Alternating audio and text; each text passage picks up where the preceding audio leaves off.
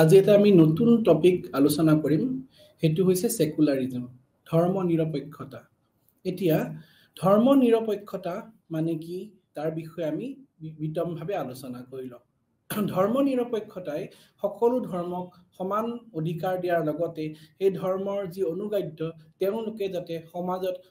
Equally সন্মান পায় আৰু লগতে সব ধৰ্মক যাতে তেওঁলোকে সমানভাৱে থাকিব পাৰে তেওঁলোকে নিজৰ উৎসৱ পাৰ্বণ যাতে সমানভাৱে তেওঁলোকে উদযাপন কৰিব পাৰে তাৰ কাৰণে এটা প্ৰচেষ্টা বুলি ক'ব পাৰো ধৰ্ম নিৰপেক্ষতাই আমাৰ দেশখনক সকলো ধৰ্মই যাতে সমান অধিকাৰ পোৱাৰ লগতে সব ধৰ্মক যাতে আমি সমান দৃষ্টিৰে চাব পাৰো তাৰ বিষয়ে আমাক শিকাইছে আৰু ধৰ্ম নিৰপেক্ষ দেশ এখনত ভাৰতত আমি দেখিছো কি সকলো ধৰ্মৰ লোকসকলে তেওঁলোকে নিজৰ ইচ্ছা মতে তেওঁৰ ধৰ্ম একো বাধা নোহোৱাকে তেওঁলোকে পালন কৰিব পাৰে এই কাৰণে ধৰ্ম নিৰপেক্ষতাৰ সংজ্ঞা দিবলৈ গলি আমি আটাইতকৈ যদি আমি গ্ৰহণযোগ্য যদি ক'ব পাৰো এইটো সংজ্ঞাটো হৈছে আমি যদি চাও তেতিয়া আমি ক'ব পাৰো কি ধৰ্মৰ আমি যদি ৰাজনীতিৰ পৰা পৃথক কৰি যদি আমি আলোচনা কৰো তেতিয়া আমি ধৰ্ম নিৰপেক্ষতাৰ আমি আসল সংজ্ঞাটো আলোচনা কৰিব পাৰিম কাৰণ কি যেতিয়া আমি ৰাজনীতিৰ পৰা আমি ধৰ্মক আমি যেতিয়া আমি সেপাৰেট দৃষ্টিৰে চাও তেতিয়া সেই ধৰ্ম নিৰপেক্ষতাৰ আমি আসল ডেফিনিশনটো বিচাৰি পাও ধৰ্ম নিৰপেক্ষতা অৱশ্যে ধৰ্মক প্ৰত্যক্ষণ আৰু মতামত বা নাগৰিক বিষয়ে ধৰ্মৰ কোনো স্থান নাই বুলি ধাৰণা মনোভাৱ সৈতে জড়িত নহয় ই বহুবা আধ্যাত্মিক নাগৰিক নহয় বা গীৰ্জা নহয় বা ধৰ্মৰ সৈতে জড়িত কোনবা চিন্তা বস্তুৰ সৈতে থিয় দি দিয়ে ধৰ্ম নিৰপেক্ষতাই কোনো এক বিশেষ ধৰ্মক যে বিশেষ স্থান দিবা এনে নহয় এই ধৰ্ম নিৰপেক্ষতাই সকলো ধৰ্মক সকলো দৃষ্টিৰ পৰা যাতে তেওঁলোকে নিজৰ অধিকাৰ যাতে তেওঁলোকে এখন স্বাধীন দেশত তেওঁলোকে নিজৰ অধিকাৰ সম অধিকাৰ তেওঁলোকে যাতে পাব পাৰে তাৰ কাৰণে প্ৰয়াস কৰিছে ধৰ্ম নিৰপেক্ষতাই স্পষ্টভাৱে ধৰ্মীয় কিবা এটাৰ পৰা ধৰ্মীয় পক্ষলৈ কাৰ্যলৈ পৰিৱৰ্তন হোৱা বা কোনো ধৰ্মীয় ব্যৱস্থাৰ বা অনুগাদ্যৰ পৰা মুক্ত হোৱাৰ প্ৰক্ৰিয়াৰ বুজায় এই ধৰ্ম নিৰপেক্ষতাই কোনো ধৰ্মীয় কাৰ্যৰ পৰা পৰিৱৰ্তন কেনেকৈ পৰিৱৰ্তন হৈছে সমাজখন সেই ধৰ্মৰ কাৰ্যৰ বা পৰিৱৰ্তন হয় ধৰ্মৰ লগত যে বেছি গুৰামি নকৰি আমি যেতিয়া মানৱ সেৱাৰলৈ যেতিয়া আগবাঢ়ি যাওঁ আমি যেতিয়া সব ধৰ্মক যেতিয়া আমি সমান দৃষ্টিৰে চাওঁ তেনে অৱস্থাত আমি সেইখন দিশকে আমি ধৰ্ম নিৰপেক্ষতা দেশ বুলি ক'ব পাৰিম ধৰ্ম নিৰপেক্ষতাৰ ওপৰত যিকোনো আলোচনা কৰাৰ ওপৰতে ধৰ্ম নিৰপেক্ষতা কি সেই বিষয়ে বিতংভাৱে আমি আলোচনা কৰিব লাগিব সেকুলাৰিজম শব্দটো আমি যদি চাওঁ তেতিয়া 19 শতিকাৰ মাজভাগত উদ্ভাৱন হৈছিল এই শব্দটোৰ উৎপত্তি লেটিন শব্দৰ সেকুলাম যাৰ অৰ্থ হৈছে যুগ বা প্ৰজন্ম বা এটা শতিকাৰ পৰিৱৰ্তন বুলি আমি ক'ব পাৰো এই শব্দটোৰ এইটোৱে অৰ্থ বুজাইছে যেতিয়া আমি পৰিৱৰ্তন সমাজখনত যেতিয়া আমি বিভিন্ন ধৰণে যেতিয়া পৰিৱৰ্তন এটা আহিব সেই পৰিৱৰ্তনটো হৈছে যুগৰ পৰিৱৰ্তন হ'ব পাৰে নাইবা হয়তো কিবা আৱিষ্কাৰৰ লগত পৰিৱৰ্তন হ'ব পাৰে সেই পৰিৱৰ্তন যেতিয়া সমাজখনক পৰিৱৰ্তন কৰিব এই পৰিৱৰ্তন যেতিয়া আমাৰ ধৰ্মীয় ৰীতি-নীতিক আমি যেতিয়া আঘাত নকৰাকৈ যেতিয়া পৰিৱৰ্তন হ'ব তেতিয়া ধৰ্ম নিৰপেক্ষতাৰ আসল অৰ্থ আমি পাব পাৰো এতিয়া ধৰ্ম নিৰপেক্ষতাৰ যদি আমি বহুত ডেফিনিশন আমি দেখা পাওঁ ধৰ্ম নিৰপেক্ষতাৰ শব্দটোৱে অৰ্থ আৰু বেলেগ বেলেগ যেনে আমি বিভিন্ন মানুহ ইয়াৰ অৰ্থ বেলেগ বেলেগ ধৰণে ব্যৱহাৰ কৰে এতিয়া ধৰ্ম নিৰপেক্ষতাৰ শব্দটোৱে বুজাইছে যে ৰাষ্ট্ৰ নৈতিকতা শিক্ষা আদি ধৰ্মৰ পৰা স্বাধীন হ'ব লাগে যেতিয়া আমাৰ ৰাষ্ট্ৰখন সদায় ধৰ্মৰ পৰা স্বাধীন হ'ব লাগে ৰাষ্ট্ৰখন এখন ৰাষ্ট্ৰই কোনো বিশেষ ধৰ্মক যে বিশেষ অধিকাৰ দিব সেইটো কেতিয়াও হ'ব নালাগে আমাক এইটোৱে শিকাইছে ধৰ্ম নিৰপেক্ষতাই যাতে এখন ৰাষ্ট্ৰই যাতে শিক্ষা নৈতিকতাৰ ক্ষেত্ৰত স্বাধীন হয় তাৰ ক্ষেত্ৰত এখন ৰাষ্ট্ৰই অকল এক বিশেষ ধৰ্মৰ লোকক যে এক বিশেষ অধিকাৰ দিব হেনে নহয় তেওঁলোকে এখন ৰাষ্ট্ৰই বিশেষকৈ নৈতিকতা শিক্ষা এই ক্ষেত্ৰত সমান দৃষ্টিৰে চায় এতিয়া এজন ব্যক্তিয়ে যেতিয়া এখন দেশত বসবাস কৰে তেতিয়া সেই ধৰ্ম নিৰ্ভয়ে পালন কৰিব পৰা অধিকাৰ যেতিয়া পাব তেতিয়াই ধৰ্ম নিৰপেক্ষতাৰ আসল অৰ্থ আমি বিচাৰি পাম 20 শতিকাত ৱেবষ্টাৰ অধিবেশনৰ মতে ধৰ্ম নিৰপেক্ষ হৈছে ধৰ্মীয় গীৰ্জাৰ বিষয়ে ৰাষ্ট্ৰ আৰু বহু ৰাজহুৱা শিক্ষাৰ বিষয়ত প্ৰৱেশ কৰা উচিত নহয় বুলি বিশ্বাস কৰে এতিয়াও মতে কৈছে 20 শতিকাত মানে যেতিয়া আমাৰ দেশ এখনে যেতিয়া শিক্ষাৰ ক্ষেত্ৰত যেতিয়া উন্নতি কৰিব যাব, যেতিয়া তেওঁলোকে হেল্থৰ ক্ষেত্ৰত উন্নতি কৰিব যাব, নাইবা তেওঁলোকে যেতিয়া টেকনলজিক্যালি তেওঁলোকে যেতিয়া আগবাঢ়ি যাব, তেতিয়া তেওঁলোকে অকল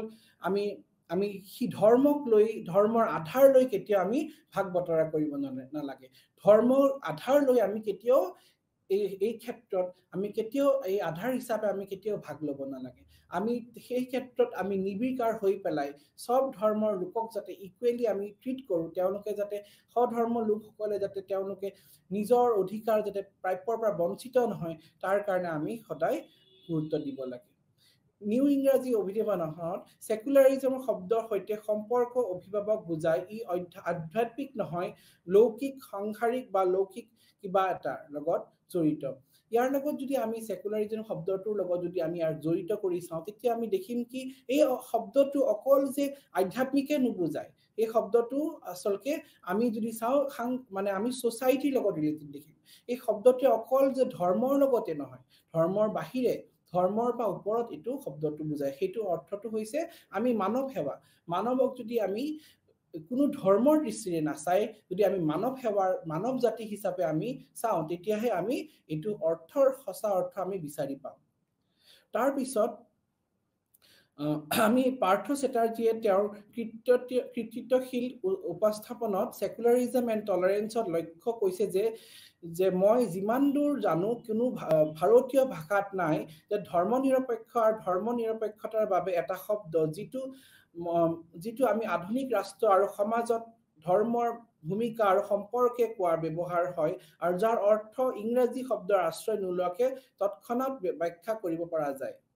এইকাৰণে আমি এই শব্দটো যদি আমি ভাৰতীয়ৰ মূলৰ পৰা যে উৎপত্তি হৈছে সেইটো আমি ক'ব নোৱাৰো, কিন্তু ইয়াৰ অৰ্থটো এইটোৱে হৈছে কি আমি সব ধৰ্মক সমান অধিকাৰ দিব লাগে, আৰু তাৰ লগতে ধৰ্মৰ লগতে সমাজ ধৰ্মৰ লাগে, সমাজখনৰেই যে আমাৰ শ্ৰেষ্ঠ, কোনো ধৰ্মক আমি নিন্দা নকৰি আমি সমাজৰ যাতে লোকসকলক যাতে তেওঁলোকে আগস্থান পায় তাৰ ওপৰত আমি তৎকালীনভাৱে গুৰুত্ব দিব লাগে। ধৰ্মনিৰপেক্ষ ৰাষ্ট্ৰৰ ধাৰণাটো ধৰ্ম, ৰাষ্ট্ৰ আৰু ব্যক্তিৰ সম্পৰ্কে তিনিটা সুকীয়া অথচ ঘনিষ্ঠভাৱে অন্তৰ সম্পৰ্কীয় আৰু সহ অস্তিত্বৰ সম্পৰ্কে গোটত সামৰি লয়। এই ধৰ্মনিৰপেক্ষই তিনিটা গোটত তেওঁলোকে প্ৰমুখভাৱে আলোচনা কৰিছে। সেইকেইটা হৈছে, প্ৰথমটো হৈছে ধৰ্ম আৰু ব্যক্তি। এজন ব্যক্তি কোন ধৰ্মৰ লগত জড়িত, ধৰ্মৰ স্বাধীনতা থাকিব লাগিব। সেই ব্যক্তিজনৰ ধৰ্ম যে কি ধৰ্ম তেওঁ ফলো কৰিছে, ধৰ্ম তেওঁ যাতে স্বাধীনভাৱে কোনো ভয় নকৰাকে তেওঁ যাতে সেই স্বাধীনভাৱে তেওঁ ধৰ্মক যাতে তেওঁ পালন কৰিব পাৰিব পাৰে, তেওঁৰ ক্ষমতা থাকিব লাগিব। ৰাজ্য আৰু ব্যক্তিৰ ক্ষেত্ৰত তেওঁ নাগৰিকত্ব, সেই তেওঁ নাগৰিকত্ব যাতে কোনো ধৰ্মৰ আধাৰত নহয়, কোনো ধৰ্মৰ আধাৰত যাতে আমি তেওঁক নাগৰিকত্ব নিদিওঁ, সেনেকুৱা কেতিয়াও কৰিব নালাগে। এজন ভাৰতীয়ই তেওঁক প্ৰথমতে আমি ভাৰতীয় হিচাপে আমি চিনাক্ত কৰিম, তাৰ পিছত তেওঁ হিন্দু মুছলিম তেওঁ কোন ধৰ্মত তেওঁ বিলং কৰে সেইটো পিছত আহিব, কিন্তু প্ৰথমে যেতিয়া আমি এজন ভাৰতীয় হিচাপে যেতিয়া আমি ল'ম, তেওঁৰ প্ৰথম পৰিচয়টো হয় তেওঁ আচলতে ভাৰতীয়। তাৰ পিছত তেওঁ বাকী পৰিচয়বিলাক আহিব, তেওঁ কোন ধৰ্মৰ, তেওঁ কোন বৰ্ণৰ, সেইবিলাক আমি পিছত আহিব, কিন্তু প্ৰথমটো যদি আমি চিনাক্ত কৰোঁ সেইটো হৈছে আচলতে তেওঁ ভাৰতীয়। তাৰ লগতে ৰাষ্ট্ৰীয় ধৰ্মৰ পৰা ৰাষ্ট্ৰীয় পৃথকীকৰণ। আমি সদায় ধৰ্মৰ পৰা সদায় আমি দেশখনৰ যি পলিটিক্সৰ পৰা আমি সদায় ধৰ্মক ছেপাৰেট কৰি ৰাখিব লাগে, কাৰণ কি ধৰ্মই যেতিয়া পলিটিক্সৰ ৰাজনীতিত প্ৰৱেশ কৰিব তেতিয়া সেইটো বিৰূপ প্ৰক্ৰিয়া সৃষ্টি কৰিব, কাৰণ কি ধৰ্মৰ যি কিছুমান বস্তু লৈ পেলাই কোনোবা লোকে হয়তো সেইটো তেওঁলোকে বেলেগ ধৰণে সেইটো তেওঁলোকে ভাবিবলৈ আৰম্ভ কৰিব পাৰে, আৰু তাৰ কাৰণে হয়তো বিশেষ লোকৰ হয়তো তেওঁলোকৰ ধৰ্মীয় আঘাতত তেওঁলোকৰ ধৰ্মীয় চিন্তা তেওঁলোকৰ আঘাত কৰি আৰ নিচিনা হ'ব। এই কাৰণে আমি ধৰ্মনিৰপেক্ষ দেশ হিচাপে আমি সদায় আমাৰ ভাৰতীয় লোকসকলক তেওঁলোকক ধৰ্মৰ আধাৰত নহয়, তেওঁলোকক আমি সদায় ভাৰতীয় হিচাপে তেওঁক সংজ্ঞা দিব লাগে, আৰু লগতে কেতিয়াও পলিটিক্সে কেতিয়াও ধৰ্মত প্ৰৱেশ কৰিব নালাগে, সেইটো এটা মূল মন্ত্ৰ বুলি আমি ক'ব পাৰোঁ। ভাৰতৰ 45 সংখ্যক সংবিধানত সংশোধনী বিধায়কক পৰৱৰ্তী সময়ত 44 সংখ্যক সংবিধানত সংশোধনী আইনত হিচাপে 1976 হিচাপে প্ৰণয়ন কৰা হৈছে। 24 নং দফাত ধৰ্মনিৰপেক্ষ শব্দটো সংজ্ঞা প্ৰদান কৰিছিল সকলো ধৰ্মৰ প্ৰতি সমান মৰ্যাদা আৰু সন্মান সৰ্বধৰ্ম সমভাৱত বিশ্বাসটো যে সব ধৰ্মই ইকুৱেল সেই বিশ্বাসৰ জৰিয়তে সেইটো বিষয় আমাৰ সংবিধানত সন্মিশ্ৰণ কৰা হৈছিল কিন্তু দুৰ্ভাগ্যজনক কথা যে কিন্তু ৰাজ্যৰ সংজ্ঞাটো অগ্ৰহণযোগ্য বুলি বিবেচনা কৰিছিল গতিকে আমাৰ সংবিধানত প্ৰস্তাৱনাত অন্তৰ্ভুক্ত হোৱাৰ পিছতো ধৰ্মনিৰপেক্ষ শব্দ এতিয়াও সংজ্ঞাহীন হৈয়ে আছে এটা এই সংখ্যাটো যেতিয়া আমাৰ ভাৰতবৰ্ষৰ আমাৰ সংবিধানত দিয়াৰ পিছতো কিন্তু এই শব্দটো ধৰ্মনিৰপেক্ষ শব্দটোৰ আসল সংজ্ঞা বিচাৰিবলৈ এতিয়াও টান হৈ আছে তাৰ আসল অৰ্থ কিন্তু এতিয়াও বহুতে নাজানে আলোচনা আগবঢ়াৰ আগতে আমি ধৰ্মৰ অৰ্থ জনাটো প্ৰাসংগিক আমি ই ধৰ্মনো আসল অৰ্থত কি হৈছে ই দুটা লেটিন শব্দ লিগাৰ সংমিশ্ৰণ যাৰ অৰ্থ হৈছে ৰে আৰু লিগাৰ যাৰ অৰ্থ হৈছে একেলগে বান্ধি ৰাখা ধৰ্ম যদি আমি শব্দটো চাওঁ এটো ৰে আৰু লিগাৰ শব্দৰ লেটিন শব্দৰ পৰা উৎপত্তি হৈছে তাৰ অৰ্থ হৈছে একেলগে বান্ধি ৰাখা বা বাইণ্ড টুগেদাৰ ধৰ্মৰ অৰ্থ এটো নহয় কি আমি মানুহক ভাগ বিতৰণ কৰো ধৰ্মৰ অৰ্থ এটো হৈছে কি আমি কোনো ধৰ্মৰ লোকক যাতে তেওঁলোকক ধৰ্মৰ আধাৰত আমি ভাগ নকৰি আমি যেতিয়া তেওঁলোকক বান্ধি ৰাখো সমাজখনক যাতে আমি বান্ধি ৰাখো সেইটোৱে ধৰ্মৰ আসল অৰ্থ হৈছে এই কাৰণে ধৰ্মক আমি অকল ঐশ্বৰিক শক্তিৰ আৰাধনাৰ ওপৰতে আমি কেতিয়াও আমি মানে সংজ্ঞা কৰিব নোৱাৰো ধৰ্মৰ অৰ্থ হৈছে আমি একগোট কৰি ৰাখা কাৰণ কি বিভিন্ন ধৰ্মীয় পূজা পাতল আমি দেখো সেই ধৰ্মত কি কৰে ধৰ্মীয় উৎসৱবিলাকত আমি সদায় একগোট হৈ পেলাই কাম কৰো আমি সেই ধৰ্মীয় উৎসৱসমূহত আমি দেখো কি আমি সমাজৰ উচ্চ নিচ শ্ৰেণী ধনী দুখীয়া সব বিলাকে একগোট হৈ পেলাই সেই ধৰ্মীয় উৎসৱত পালন কৰে এই কাৰণে আমি ধৰ্ম বুলি কৈ যে আমি মানুহৰ মাজত ভাগ বিতৰণ আনিম সেইটো কেতিয়াও হ'ব নালাগে ধৰ্মৰ আসল অৰ্থটো হৈছে মানুহক একগোট কৰি ৰাখা মানৱ জাতিক যাতে একগোট কৰি ৰাখি সমাজখন আগবাঢ়ি নিয়াটোৱে হৈছে ধৰ্মৰ মেইন উদ্দেশ্য আলোচনাৰ আমি এইটো কথাই গম পালো কি ধৰ্মই সদায় একগোট কৰি ৰাখে ধৰ্মৰ অৰ্থ সংস্কৃতি শব্দ ধৰ্মৰ ইংৰাজী সংস্কাৰ নহয় যাৰ মূলত হৈছে আমি এটো কেতিয়াও ক'ব নোৱাৰো কি ধৰ্মৰ অৰ্থটো হৈছে ইংৰাজীকৃত শব্দৰ পৰা হৈছে ধৰ্মৰ অৰ্থ হৈছে আমি ধৰ্মৰ অৰ্থ এটোৱে বুজায় কি আমি একেলগে বান্ধি ৰাখো ইয়াৰ কোনো আমি মানে বেলেগ অৰ্থ উলিয়াব নোৱাৰো ধৰ্মৰ অৰ্থ এটোৱে হৈছে আমি সব ধৰ্মৰ সব লোকক সমাজৰ বিভিন্ন শ্ৰেণীৰ লোকক একগোট কৰি মানে একে এনাজাৰীৰে যেতিয়া আমি তেওঁলোকক বান্ধি ৰাখিম ইউনিটি মেইনটেইন কৰিম সেইটোৱে ধৰ্মৰ উৎপত্তি সেই কাৰণে ধৰ্মৰ উৎপত্তি ধৰ্ম উৎস হিচাপে আন এটা লেটিন শব্দ ৰিলিগিৰ অলৌকিক শক্তিৰ ভয় বুজায় যাৰ ধৰ্মই অতি প্ৰাকৃতিক বা ঐশ্বৰিক শক্তিৰ ওপৰত বিশ্বাস আৰু পূজাক বুজায় আৰু ইয়াৰ আৰু এটা অৰ্থত আছে ৰিলিগেৰ হেতু অৰ্থ হৈছে অলৌকিক শক্তিৰ ওপৰত বিশ্বাস অলৌকিক শক্তিৰ ওপৰত বিশ্বাসে ধৰ্ম বুলি কৈছে কাৰণ তাৰ লগতে ধৰ্মৰ কিন্তু আমি যদি সামাজিক দিকটো চাওঁ ধৰ্মই আমাৰ মানৱ জাতিক একগোট কৰি ৰাখিছে আৰু সেইটোৱে আমাৰ লক্ষ্য হ'ব লাগে এই কাৰণে সধৰ্মক যে আমি সব ধৰ্মক আমি ৰেসপেক্ট দিব লাগে সেইটোৱে কিন্তু আমাক ধৰ্মনিৰপেক্ষ দেশ এখনত প্ৰয়োজনীয় বুলি আমি ভাবো ধৰ্মৰ শব্দৰ ইয়াৰে অৰ্থ হৈছে পূৰ্বত উল্লেখ কৰা একাধিক সংজ্ঞাৰ পৰা অনুমান কৰিব পাৰি যে ধৰ্মনিৰপেক্ষই আমাৰ দুটা মূল নীতিৰ ওপৰত আধাৰিত ইয়াৰ মেইন নীতি কিছুমান আমি আলোচনা কৰিলো ৰাজনীতিৰ পৰা ধৰ্মক পৃথক কৰি ৰাখা আমি যেতিয়াই ৰাজনীতিৰ পৰা ধৰ্মক পৃথক কৰি ৰাখিম তেতিয়াই কিন্তু ধৰ্মৰ আসল অৰ্থৰ বিষয়ে আমি ক'ব পাৰো তেতিয়াই ধৰ্মৰ আসল উৎপত্তি বুলি আমি ক'ব পাৰো ধৰ্মক যেতিয়া আমি ৰাজনীতিৰ পৰা আঁতৰাই ৰাখিম তেতিয়াই ধৰ্মৰ কিন্তু তেতিয়া আমি আসল অৰ্থ আমি গম পাম ধৰ্মৰ ৰাষ্ট্ৰৰ সৈতে ন্যূনতম মোহ আৰু ব্যক্তিজনৰ বিশুদ্ধতা আৰু কঠোৰভাৱে ব্যক্তিৰ বিষয় হিচাপে গ্ৰহণ কৰা আমি ধৰ্মৰ লগত যাতে ব্যক্তিজনৰ বিশুদ্ধতাৰ লগত আমি কেতিয়াও যাতে তেওঁলোকক তুলনা নকৰো পশ্চিমীয়া প্ৰেক্ষাপটত আমি যদি চাওঁ ওয়েষ্টাৰ্ণ দৃষ্টিৰ পৰা চাওঁ তেতিয়া ধৰ্মৰ নিৰপেক্ষতাৰ দিশ বেলেগ হ'ব পাৰে হয় কিন্তু আমি যদি ইণ্ডিয়ান সিনাৰীৰ পৰা চাওঁ আমি ধৰ্মনিৰপেক্ষতাৰ দিকটোৰ পৰা যদি আলোচনা কৰো তেতিয়া আমি দেখিম কি আমাৰ ভাৰতৰ এনেকুৱা এখন দেশ য'ত বিভিন্ন ধৰ্মৰ লোকে বসবাস কৰে আৰু সেই বিভিন্ন ধৰ্মৰ লোকৰ মাজতো বহুত ধৰণৰ বিভেদ আছে ভাষাৰ ডিফাৰেন্স আছে, আমি যদি চাওঁ আমাৰ সংস্কৃতিৰ ডিফাৰেন্স আছে, আমাৰ ইয়াতে বিভিন্ন ধৰণৰ লোকে যে একেলগে বাস কৰে তাৰ লগতো যে আমি ইউনিটি ইন ডাইভাৰ্চিটি সেইটো যে ৰাখিব পাৰিছো, সেইটোৱে আমাৰ ভাৰতবৰ্ষৰ এক সুকীয়া পৰম্পৰা বুলি আমি ক'ব পাৰোঁ। কিন্তু আমি যদি পশ্চিমীয়া দেশসমূহত চাওঁ হয়তো তেওঁলোকৰ ইমান ডাইভাৰ্ছ নহয় ইয়াৰ তুলনাত, কিন্তু আমাৰ ভাৰতবৰ্ষৰ যোনটো আমাৰ ধৰ্ম নিৰপেক্ষতাৰ যিটো ধাৰণা সেইটো আটাইতকৈ সুকীয়া। ধৰ্ম নিৰপেক্ষতাই এনেদৰে ধৰ্মীয় বা অধৰ্মীয় বা ধৰ্ম বিৰোধী নহয়, কিন্তু সকলো ধৰ্মৰ ডগমাৰ পৰা বিচ্ছিন্ন, বৰঞ্চ ই সকলো ধৰ্মৰ প্ৰতি সমান সন্মান বা ধৰ্মৰ বন্ধুত্বপূৰ্ণ বা সধৰ্মৰ সমভাৱক বুজায়। এনেদৰে ধৰ্ম নিৰপেক্ষতাই ধৰ্মৰ সত্যতা, দৃঢ়তা আৰু অস্বীকাৰ নকৰে। ধৰ্ম আৰু ধৰ্ম নিৰপেক্ষতাৰ মাজত সম্পৰ্ক পাৰস্পৰিক বৰ্জনৰ নিহিত হৈ আছে। যদি ধৰ্মই অজ্ঞাত জগতখনৰ ব্যাখ্যা কৰে তেতিয়া ধৰ্ম নিৰপেক্ষতাবাদে সেইটো প্ৰতি সম্পূৰ্ণ অচিন্তশীল। যদি আমি চাওঁ আমি ধৰ্ম নিৰপেক্ষতাই কেতিয়াও কোনো ধৰ্মক যে আমি অজ্ঞান আমি ডিসৰেসপেক্ট কৰিম এনেকুৱা কেতিয়াও নহয়। আৰু ধৰ্ম নিৰপেক্ষতা এইটো কেতিয়াও নুবুজায় যে আমি নাস্তিক হৈ যাম, এইটো কেতিয়াও নুবুজায়। যোনটো আমি পশ্চিমীয়া প্ৰেক্ষাপটত গৃহত যদি আমি চাওঁ, প্ৰেক্ষাপটত চালে আমি দেখিম কি তেওঁলোকৰ যোনটো কনসেপ্ট সেইটো আমাৰ ভাৰতবৰ্ষৰ লগত বিভেদ আছে। কিন্তু আমাৰ এইটো নুবুজায় কি ধৰ্ম নিৰপেক্ষতাই কি আমি ধৰ্মৰ প্ৰতি আমাৰ অনাস্থা জাগি যাব, আমি ধৰ্মৰ প্ৰতি যে আমি বিভেদ আনিম, সেইটো ধৰ্ম নিৰপেক্ষতাই কেতিয়াও আলোচনা নকৰে। ৰাজনৈতিক দিশৰ পৰা আমি যদি চাওঁ তেতিয়া আমি দেখিম কি ধৰ্ম নিৰপেক্ষতাবাদে ৰাষ্ট্ৰ আৰু গীৰ্জাৰ মাজত ঐতিহাসিক সংগ্ৰহ পটভূমিৰ অধ্যয়ন কৰিবলৈ লাগে, যিটো লৌকিক আৰু আধ্যাত্মিক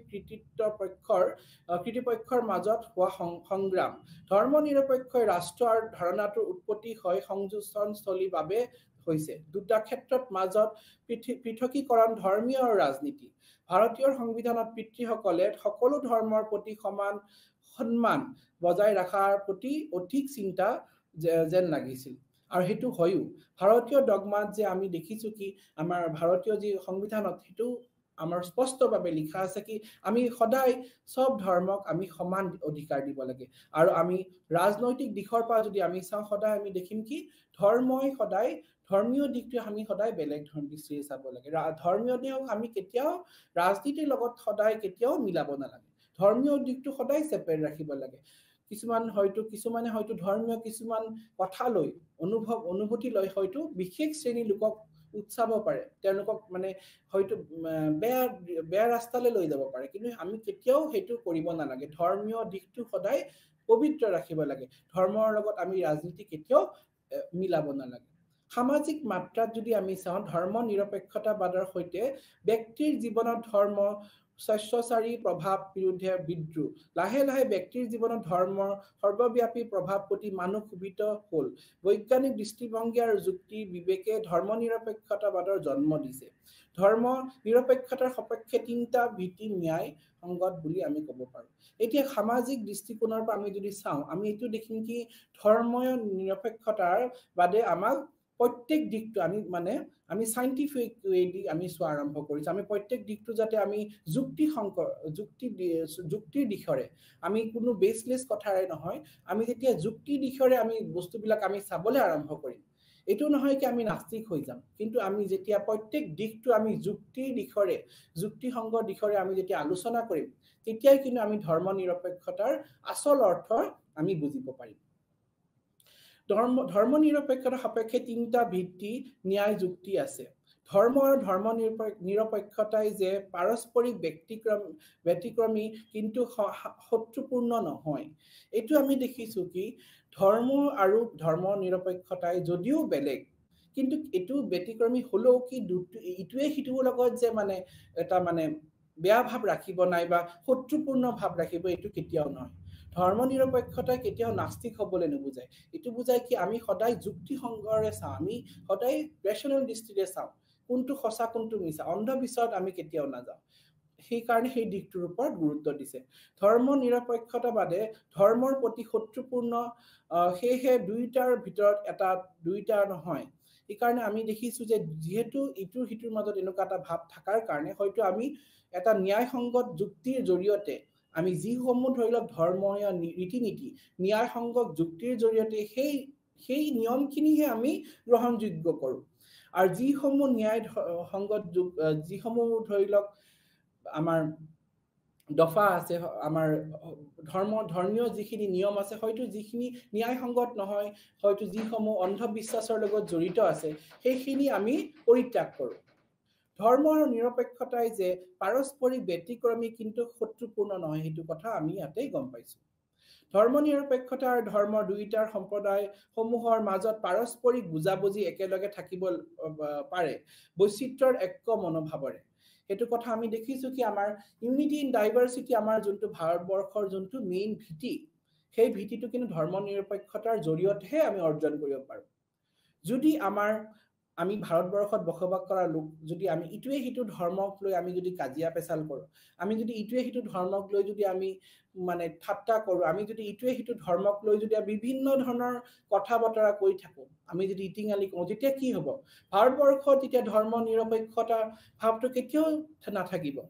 আৰু আমি সেই কাৰণে আমি পাৰস্পৰিক বুজাবুজিৰ লগত আমি ইজনে সিজনৰ যাতে পৰম্পৰাৰ প্ৰতি সন্মান জনাই যাতে আমি আগুৱাই যাওঁ সেইটোৰ ওপৰত সদায় আমি গুৰুত্ব দিব লাগে এই কাৰণে আমি যদি সেনেকে গুৰুত্ব দিওঁ তেতিয়াহে কিন্তু আমাৰ বৈচিত্ৰ্যৰ মাজত ঐক্য সেইটো আমাৰ ভাৰতবৰ্ষত থাকিব আৰু ইয়াৰ প্ৰয়োজনীয়তা অত্যন্ত বেছি ভাৰতবৰ্ষত আমি ধৰ্ম নিৰপেক্ষতাৰ প্ৰয়োজন যদি আমি চাওঁ তেতিয়া আমি দেখিম কি আমাৰ যদি ভাৰতবৰ্ষখন আগুৱাই যাব লাগে এখন সুস্থিৰ দিশত যদি আগুৱাই যাব লাগে আমাৰ যদি ভাৰতবৰ্ষ বৈজ্ঞানিক দিশত আগবাঢ়ি যাব লাগে লগতে আমাৰ সমাজৰ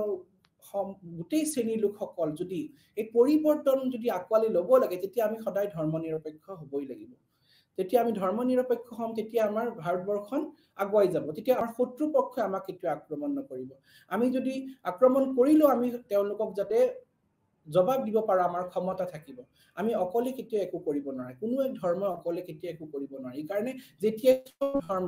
সব ধৰ্মই যেতিয়া একগোট হৈ পেলাই যেতিয়া আমাৰ ধৰ্মৰ নামত কোনো বিভেদ নাথাকিব দেশখনত যেতিয়া ধৰ্মৰ নামত কোনো আমি ভেদাভেদ নাৰাখি যেতিয়া আমি আধুনিকৰণলৈ যদি আগবাঢ়ি যাম তেতিয়া আমাক কোনো শত্ৰুপক্ষই আমাক ভাৰতবৰ্ষত আক্ৰমণ কৰিব নোৱাৰিব এই কাৰণে যেতিয়া সেই কাৰণে আমি ধৰ্ম নিৰপেক্ষতাৰ দিশত সদায় আগবাঢ়ি যাব লাগিব তৃতীয় চুক্তিৰ কাষত থিয় দিলে ভাৰতীয় ধৰ্ম নিৰপেক্ষতাই নিজেই অনন্য আৰু ভাৰতীয় সমাজখনক নিশ্চিত কৰে যে বহু ধৰ্মীয় আৰু বহু সংস্কৃতি দুইটা যে আমি ভাৰতবৰ্ষত দেখিছোঁ ভাৰতবৰ্ষ এখন বহু সংস্কৃতি দেশ আৰু বহু ধৰ্মীয় দেশ ইমান সংস্কৃতি ইমান কালচাৰ ডাইভাৰ্চিটি আছে যে কি আমি অকল এটা সংস্কৃতিকে আমি গুৰুত্ব দিব নোৱাৰো নাইবা এটা ধৰ্মকে আমি গুৰুত্ব দিব নোৱাৰো ইমান বৈচিত্ৰ্য আছে ভাৰতবৰ্ষত ইমান ধৰ্মীয় বৈচিত্ৰ্য আছে ইমান সাংস্কৃতিক বৈচিত্ৰ্য আছে কাৰণে সেই অকল আমি বিশেষ এটা শ্ৰেণীক আমি গুৰুত্ব দিব নোৱাৰো আমাৰ প্ৰাক্তন ৰাষ্ট্ৰপতি ডক্টৰ ৰাধাকৃষ্ণনে তেওঁৰ অনুচ্ছেদত ভাৰতীয় প্ৰসংগক লৈ ধৰ্ম নিৰপেক্ষ শব্দটো সঠিকভাৱে ব্যাখ্যা কৰিছে তেওঁ ধৰ্ম নিৰপেক্ষতাবাদক অৰ্থ অধৰ্ম বা নাস্তিকতা বা আনকি বস্তুগত আৰামৰ ওপৰত গুৰুত্ব দিয়া নহয় বুলি কৈছে ই বিভিন্ন ধৰণৰ লাভ কৰিব পৰা আধ্যাত্মিক মূল্যবোধৰ সৰ্বজনীনতাৰ ওপৰত ঘোষণা কৰা গুৰুত্ব আৰোপ কৰিছে ডক্টৰ ৰাধাকৃষ্ণনে তেওঁ কৈছে কি অকল আমি ধৰ্ম নিৰপেক্ষতা অকল আমি নাস্তিকৰ ওপৰত যে গুৰুত্ব দিছো হেতু নহয় ধৰ্ম নিৰপেক্ষতাই কৈছে আমি ধৰ্মক কিহেৰে চাম কি দৃষ্টিৰে চাম আমি ধৰ্মক আমি যুক্তিসংগত দৃষ্টিৰে চাম আৰু লগতে আমি আধ্যাত্মিক যোনটো মূল্যবোধ হেতু কথা আমি বুজিম আৰু লগতে সব ধৰ্মক ইকুৱেল ৰেসপেক্ট দিয়াৰ লগতে যে ৰিলিজিয়নটো যে ইউনিভাৰ্সেল আমি ধৰ্ম যে এটা সৰ্বজনীন এটো সবতে আছে হেতু বিষয় আমি অজ্ঞাত হওঁ এই কাৰণে তেওঁ মতে হেতু ধৰ্ম নিৰপেক্ষতাৰ আসল সংজ্ঞা বুলি এইদৰে ধৰ্ম নিৰপেক্ষতা শব্দটোৰ তলত চাৰিটা মাত্ৰা আছে হেতু হৈছে ধৰ্মৰ পৰা ৰাষ্ট্ৰৰ কাম কৰাক পৃথক কৰা ৰাজ্যৰ দ্বাৰা সকলো জনগোষ্ঠীৰ প্ৰতি সমান ব্যৱহাৰ কৰা ৰাজ্যই যেতিয়া ধৰ্মক ৰাষ্ট্ৰৰ কাম কাজৰ পৰা যদি আমি বিভেদ কৰো হেতুই বিভেদটো আসলকে ধৰ্ম নিৰপেক্ষতাৰ মূল ভিত্তি বুলি আমি ধৰ্মক কেতিয়া ৰাষ্ট্ৰৰ লগত তুলনা কৰিব নালাগে আৰু তাৰ লগতে ৰাষ্ট্ৰৰ সকলো জনগোষ্ঠীৰ প্ৰতি যাতে তেওঁলোকে সমান যাতে সন্মান দিয়ে তাৰ কাৰণে ধৰ্ম নিৰপেক্ষতাই সদায় আগবাঢ়ি আহিছে ধৰ্মীয় বিশ্বাস আৰু বিচাৰ যুক্তিসংগত আলোচনা ধৰ্মীয় যিসমূহ বিশ্বাস আছে সেই সমূহৰ বিশ্বাসৰ বিষয়ে আমি যুক্তিসংগত আলোচনা দিব লাগিব এনেই আমি ক'লে নহব যে বিশেষ নিয়ম আছে না বা ৰীতি আছে সেই বিষয়ে আমাৰ যুক্তিসংগত দিয়ক বিনা যুক্তিত আমি কেতিয়াও কোনো বস্তু আমি আলোচনা কৰিব নোৱাৰো সামাজিক জীৱনৰ সংগঠনৰ পৰিৱৰ্তন হৈছে আমি যেতিয়া ধৰ্ম নিৰপেক্ষৰ বিষয়ে আমি চাওঁ তেতিয়া সামাজিক জীৱন সংগঠনৰ পৰিৱৰ্তন হৈছে আমাৰ সমাজত যি সমূহ আমাৰ সামাজিক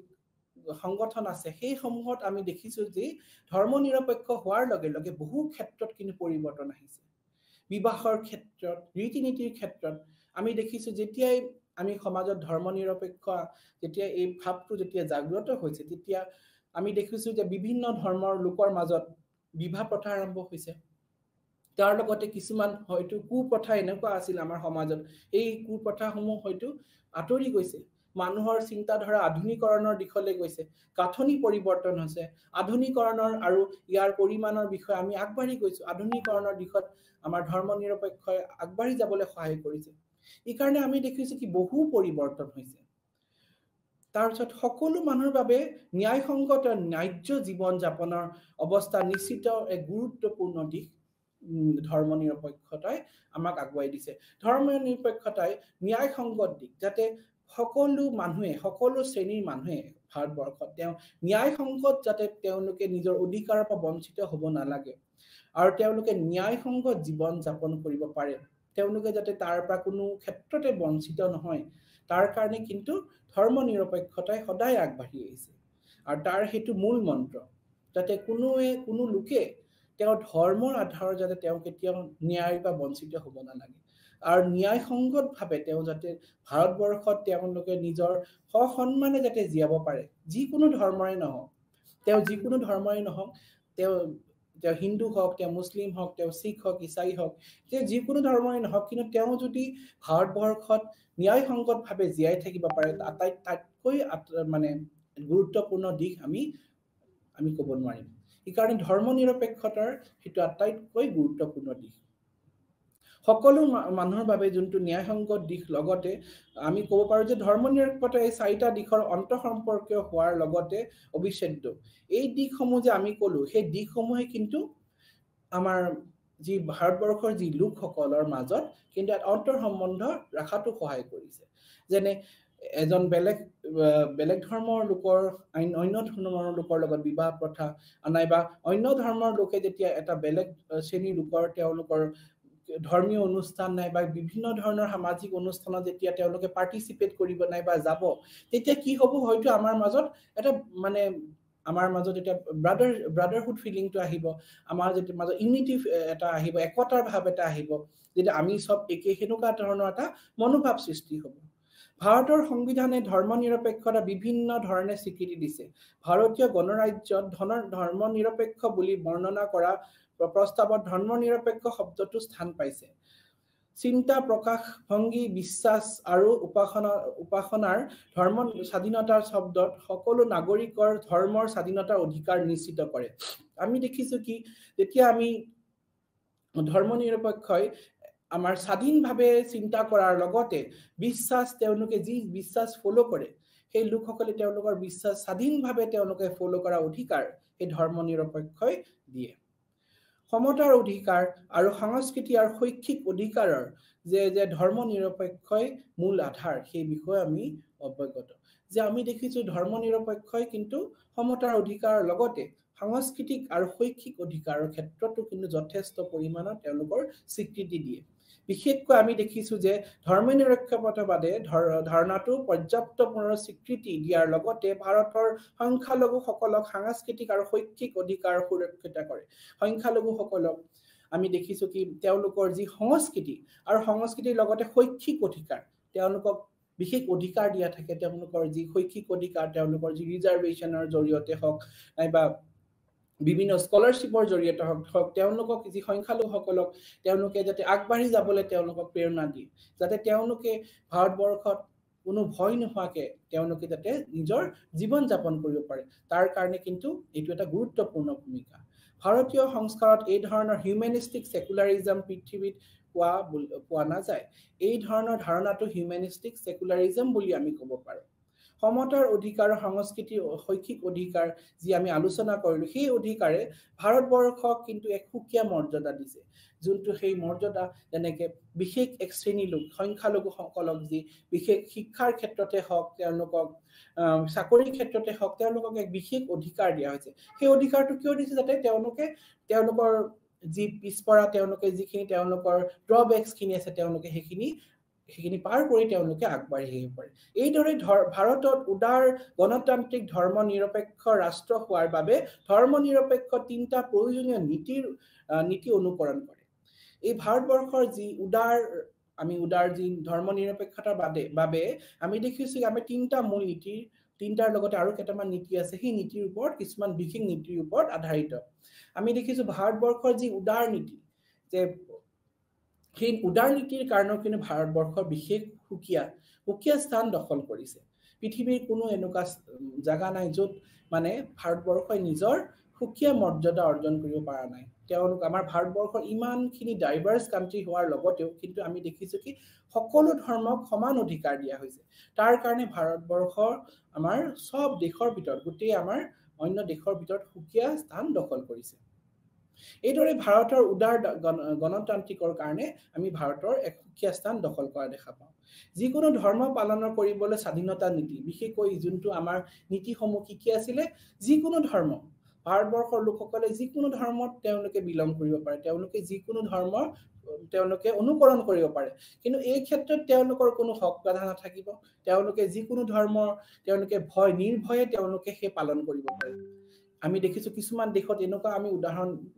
পাইছো আমি যে তেওঁলোকৰ সংখ্যালঘু লোকৰ ওপৰত তেওঁলোকে অত্যাচাৰ কৰে হয়তো সেই বিশেষ শ্ৰেণী ধৰ্মৰ লোকক হয়তো আমি এনেকুৱা দেখিছো আমি উদাহৰণ এনেকুৱা পাইছো যে সেই লোকক হয়তো অত্যাচাৰ সন্মুখীন হ'ব লগা হৈছে আৰু সেই কাৰণে তেওঁলোকে হয়তো সেই দেশ ত্যাগ কৰি ভাৰতলৈ আহিবলৈ বাধ্য হৈছে এনেকুৱা আমি উদাহৰণ বহুত দেখিছো কিন্তু আমি ভাৰতবৰ্ষৰ যি উদাৰ নীতি সেই উদাৰ নীতিৰ কাৰণে আমি ভাৰতবৰ্ষক আমি প্ৰশংসা পাত্ৰ বুলি আমি ক'ব পাৰো ভাৰতবৰ্ষ এই কাৰণে সকলো দেশৰ ভিতৰত পৃথিৱীৰ অন্য দেশৰ ভিতৰত ভাৰতবৰ্ষই সুকীয়া স্থান দখল কৰিছে সমতাৰ নীতি যে ৰাষ্ট্ৰ ধৰ্মৰ ওপৰত কোনো বিশেষ ধৰ্ম মানি নলয় আমি এইটো দেখিছো যে আমি ভাৰতৰ বিশেষ কোনো ধৰ্ম নাই আমাৰ ভাৰতত এটা সুকীয়া ধৰ্ম নাই কোনো যে হিন্দু ধৰ্মই ভাৰতত ফলো কৰিব হেনুকা নাই আমাৰ ভাৰতবৰ্ষ হৈছে সধৰ্ম সব ধৰ্মক ইকুৱেল ৰেসপেক্ট দিয়া এখন দেশ ধৰ্ম নিৰপেক্ষ দেশ বুলি আমি কওঁ কাৰণ ইয়াতে কোনো বিশেষ ধৰ্মক যে মানি লয় হেনুকা কেতিয়াও নহয় ভাৰতবৰ্ষত আমি দেখিছো সব ধৰ্মকে ইকুৱেল ৰেসপেক্ট দিয়ে সব ধৰ্মৰ লোকে যাতে সমান অধিকাৰ পায় তাৰ কাৰণে সদায় আগবাঢ়ি আহিছে নিৰপেক্ষতাৰ নীতি যে ৰাষ্ট্ৰই কোনো ধৰ্মীয় বিশ্বাস ধৰ্ম সংগঠন গোট বা পন্থাৰ কাম-কাজত অংশগ্ৰহণৰ পৰা আঁতৰাই থাকিব নোৱাৰে আমি দেখিছো ভাৰতবৰ্ষত যে কোনোবা বিশেষ নীতি এনেকুৱা নাই যে কোনো বিশেষ ধৰ্মীয় বিশ্বাসৰ লোকসকলে যে অকল সেইখিনি কাম তেওঁলোকেই কৰিব পাৰিব তেওঁলোকে অংশগ্ৰহণ কৰিব পাৰিব নাইবা চৰকাৰী কামত যে তেওঁলোকক মানে এক বিশেষ ধৰ্মীয় লোকসকলেই যে অংশগ্ৰহণ কৰিব পাৰিব হেনুকা কেতিয়াও নাই আমাৰ ভাৰতবৰ্ষৰ সকলো ধৰ্মৰ লোকে তেওঁলোকে নিৰ্ভয়ে তেওঁলোকৰ কৰ্তব্য পালন কৰিব পাৰিব আৰু তেওঁলোকে যিকোনো চৰকাৰী কামত তেওঁলোকে আগভাগ ল'ব পাৰিব এনেকুৱা নহয় কি অকল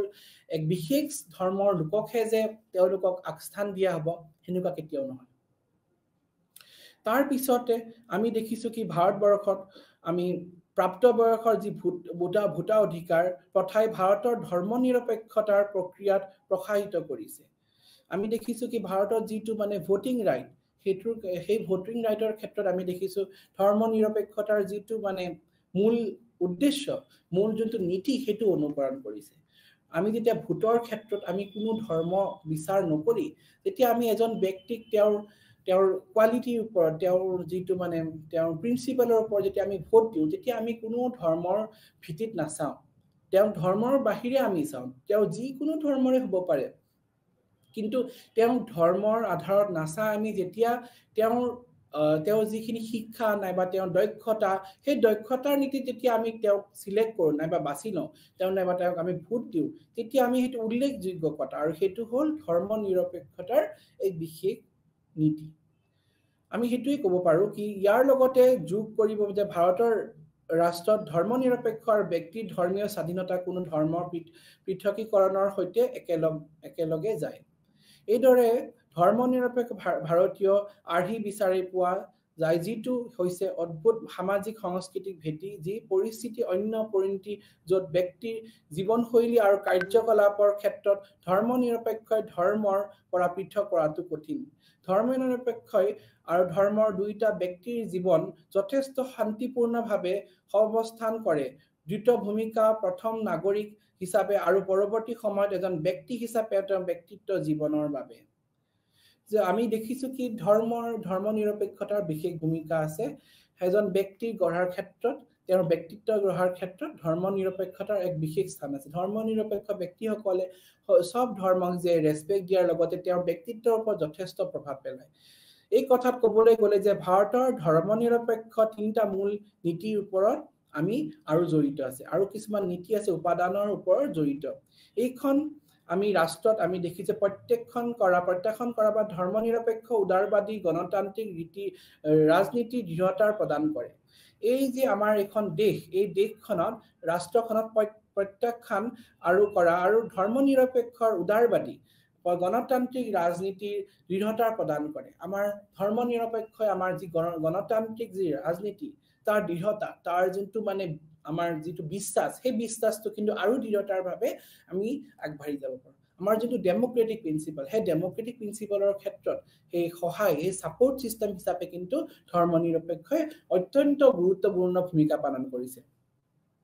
আমি দেখিছো যেতিয়া আমি গণতান্ত্ৰিক দেশ বুলি আমি কম গণতান্ত্ৰিক দেশ বুলি ক'লে আমাৰ কি সব লোকে তেওঁ যাতে সমান অধিকাৰ পায় সমান অধিকাৰ পোৱাৰ ক্ষেত্ৰত ধৰ্মৰে হওক তেওঁ যিকোনো সংস্কৃতিৰে তেওঁ বিলং কৰক তেওঁ যিকোনো জাগাৰ পাই হওক তেওঁ কিন্তু ভোটাৰ অধিকাৰৰ পৰা কেতিয়া আমি বঞ্চিত কৰিব নোৱাৰো আৰু ইন দা সেম ওয়ে যেতিয়া আমি যে ব্যক্তিক যেতিয়া আমি বাছি লওঁ তেওঁক আমি যেতিয়া আমি ৰিপ্ৰেজেন্টেটিভ হিচাপে আমাৰ বাছি লওঁ আমাৰ প্ৰতিনিধি হিচাপে যেতিয়া আমি বাছো তেতিয়া আমি কোনো ধৰ্ম যে কি ধৰ্মত তেওঁ বিলং কৰে তেওঁ কোনটো ধৰ্মৰ পৰা আহিছে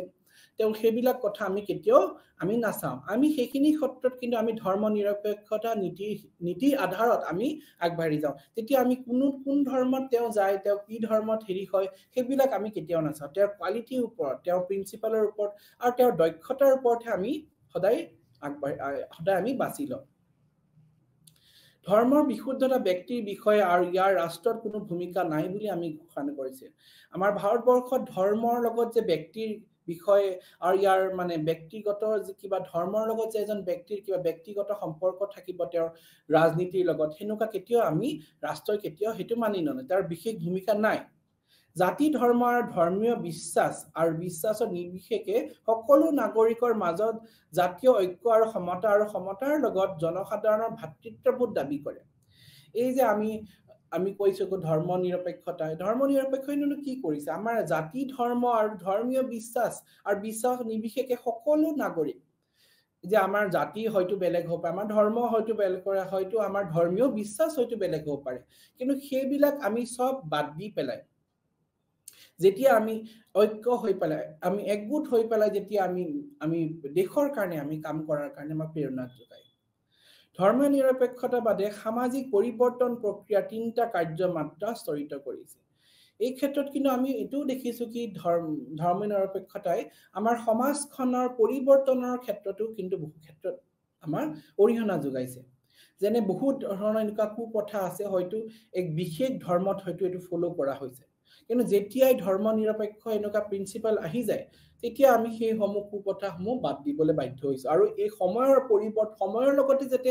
এক বিশেষ গুটে নিজকে পৰিৱৰ্তন কৰিব পাৰে সময়ৰ লগতে যাতে নিজকে খাপ খাব পাৰে তাৰ কাৰণে গুৰুত্ব দিয়া হৈছে কাৰণ কি আমি সময়ৰ লগতে নিজকে ঢাল খাব লাগিব আমি সদায় যে আমি পিছত থাকিম এটো কেতিয়াও হ'ব নোৱাৰে আমি সময়ৰ লগত নিজকে খাপ খাব লাগিব আমি পৰিৱৰ্তনীয় সমাজৰ লগত নিজকে আমি মিলাই চলিব লাগিব এই কাৰণে ধৰ্মনিৰপেক্ষতাই আমাক সদায় এটো শিকাইছে কি আমি ধৰ্মক আমি ৰেসপেক্ট দিও এটো নহয় কিন্তু ধৰ্মৰ লগতে আমি যদি সময়ৰ লগতে আমি পৰিৱৰ্তন কৰো আৰু পৰিৱৰ্তন প্ৰক্ৰিয়াৰ কিন্তু আগবাঢ়ি যাবলৈ খুব সহায় কৰিছে প্ৰথমে হিন্দু মুছলিম আৰু খ্ৰীষ্টানসকলৰ মাজত অন্তৰ সম্পৰ্কীয় ৰাজনৈতিক সংহতি প্ৰক্ৰিয়া হিচাপে সহায় কৰিছে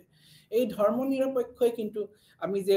হিন্দু খ্ৰীষ্টান মুছলিম সেই আমাৰ সমাজত যি বিভিন্ন ধৰ্মীয়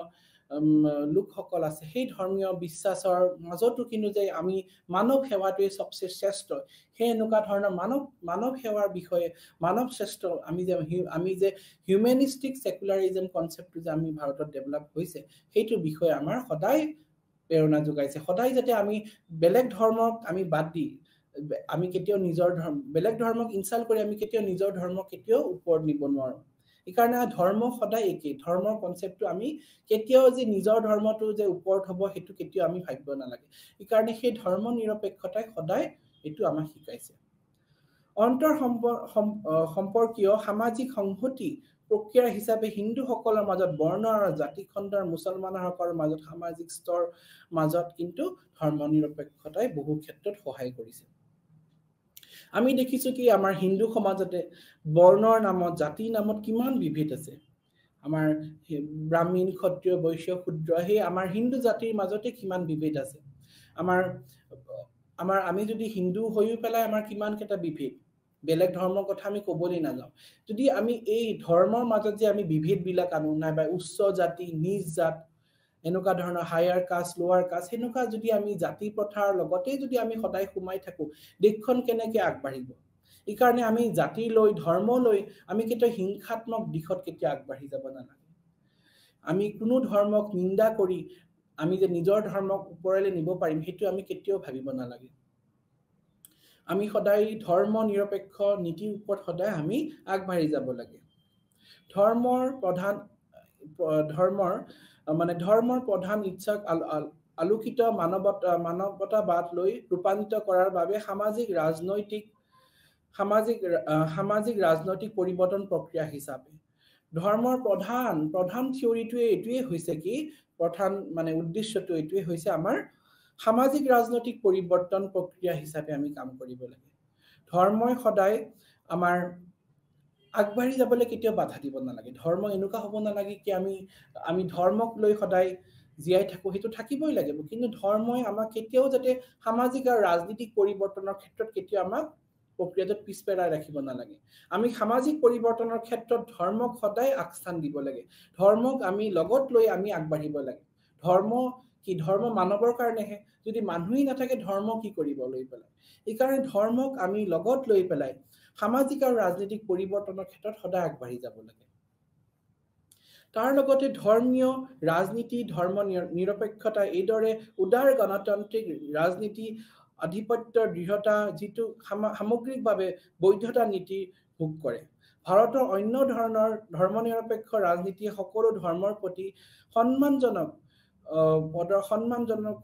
তেওঁলোকে ভূমিকা প্ৰদান কৰে আৰু মৌলবাদ আৰু ধৰ্মীয় সম্প্ৰদায়বাদৰ জঘন্য ৰাজনীতিৰ পৰা সমাজক আৰু সম দূৰত্ব ৰাখে আমি দেখিছো ভাৰতবৰ্ষৰ যি ধৰ্ম নিৰপেক্ষ নীতি সেই নীতিয়ে কিন্তু আমাৰ ভাৰতৰ যি মৌলবাদ নীতি নাইবা গুৰামী যিটো সাম্প্ৰদায়িক যিটো হিংসা নাইবা সেই সাম্প্ৰদায়িক হিংসাৰ কাৰণে আমাৰ কেতিয়াও আমি লাভান্বিত হ'ব নোৱাৰো আমি কেতিয়াও তাৰ বেনিফিট হ'ব নোৱাৰো এই কাৰণে ভাৰতবৰ্ষৰ এটোই নীতি ধৰ্ম নিৰপেক্ষ যিটো নীতি সেই নীতিটোৱে সাম্প্ৰদায়িক যি বিবাদ আৰু লগতে মৌলবাদৰ যিটো আমাৰ বিবাদ আছে সেই বিবাদৰ পৰা সদায় আমাক আতৰাই ৰাখে আমি যাতে এই বিবাদত কেতিয়াও সোমাই নপৰো তাৰ পৰা আমি আগবাঢ়ি আমি যাতে সমাজৰ কাৰণে কাম কৰো আমি সমাজৰ কাৰণে আগবাঢ়ি যাওঁ আৰু সেই সমূহৰ যি চক্ৰব্যূহত যাতে আমি কেতিয়াও সোমাই নপৰো সেইটোৱে আমাৰ ভাৰতৰ ধৰ্ম নিৰপেক্ষৰ নীতি বুলি আমি ক'ব পাৰো ধৰ্মৰ নিৰপেক্ষ ভেটি সঠিকভাৱে আৰু ন্যায়ভাৱে আমি মানি চলা থাকে তেওঁ ধৰ্ম নিৰপেক্ষ ভেটি লৈও ভাৰতৰ গৌৰৱান্বিত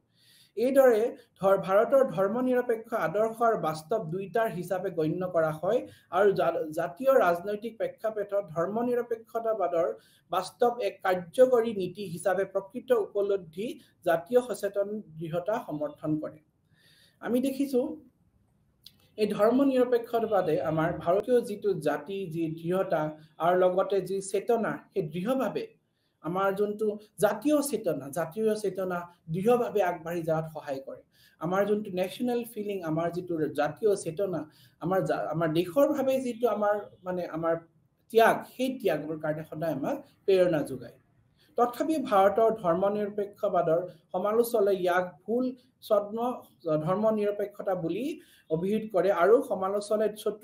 চতুৰ্থভাৱে ভিত্তিহীন বুলি কৈছে দুৰ্ভাগ্যজনকভাৱে সমালোচনাই ভাৰতীয় ধৰ্মীয় নিৰপেক্ষতা বা বিভিন্ন বিষয় অজ্ঞাত